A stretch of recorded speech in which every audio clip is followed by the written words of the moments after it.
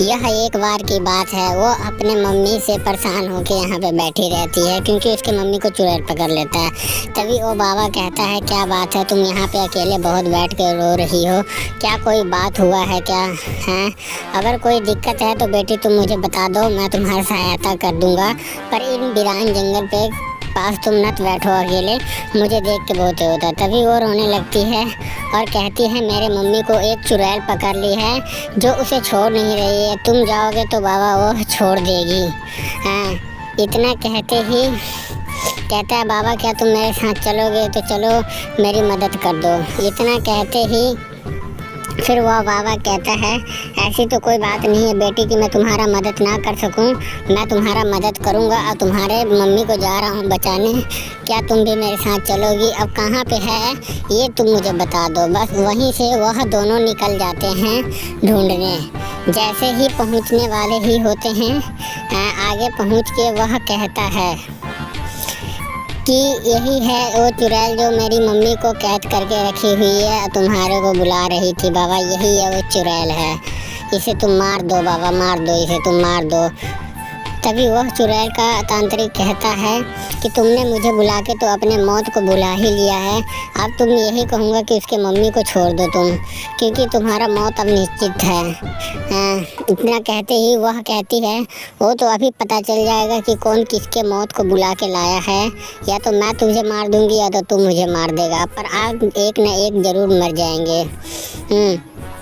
पर जब मैं मरूंगी तो मेरी बहन ज़रूर तुम लोग से बदला लेगी। इतना कहती है तो वो उसकी माँ कहती है, बेटी तुमने इस तांत्रिक को किस लिए बुला के लाया हैं? हम तो दो जाएंगे ही जाएंगे, साथ में वह इसको भी मार देगी।